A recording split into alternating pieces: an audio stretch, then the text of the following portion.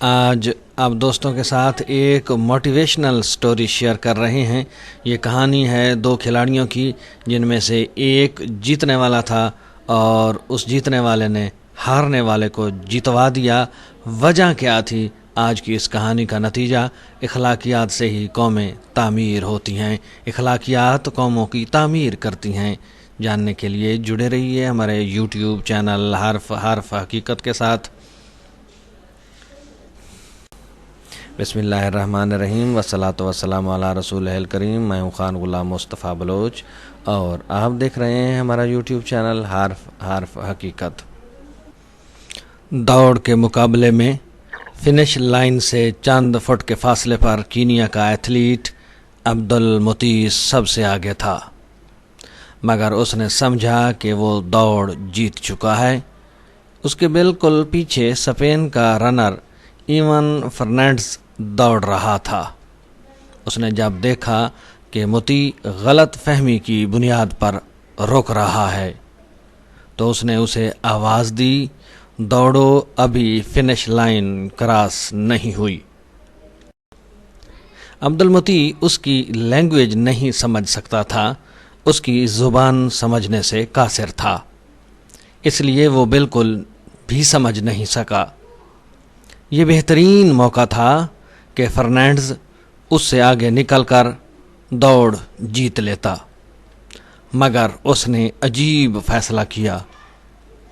اس نے عبدالمطیع کو دھکا دے کر فنش لائن سے پار کروا دیا۔ تماشائی اس سپورٹس مین سپرٹ پر دنگ رہ گئے۔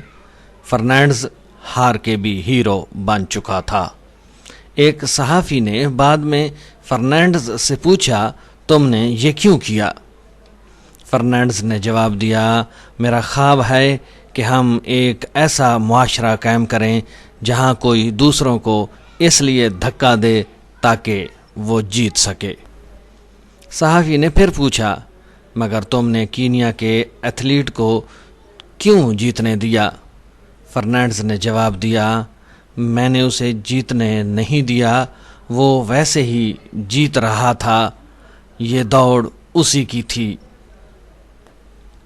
صحافی نے اصرار کیا، مگر تم یہ دوڑ جیت سکتے تھے۔ فرنینڈز نے اس کی طرف دیکھا اور بولا، اس جیت کا کیا میرٹ ہوتا، اس میڈل کی کیا عزت ہوتی، میری قوم میرے بارے میں کیا سوچتی؟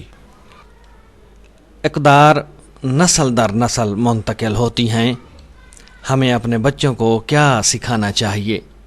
بلا شبہ یہ کہ جیتنے کے لیے کوئی بھی ناجائز طریقہ اختیار نہیں کرنا۔ وہ آپ کی نظر میں جیت ہو سکتی ہے، دنیا کی نظر میں آپ کو بددیانت کے علاوہ کوئی خطاب نہیں ملے گا۔ اور سب سے اہم بات کہ اخلاقیات ہی سے تو قومیں تعمیر ہوتی ہیں۔ آج تک کے لیے اتنا ہی۔ جڑے رہیے ہمارے یوٹیوب چینل حرف حقیقت کے ساتھ تاکہ آپ کو ملے آشنائی حرف حقیقت سے۔ آپ کی دعاؤں کا طالب، آپ کا اپنا خان غلام مصطفیٰ بلوچ۔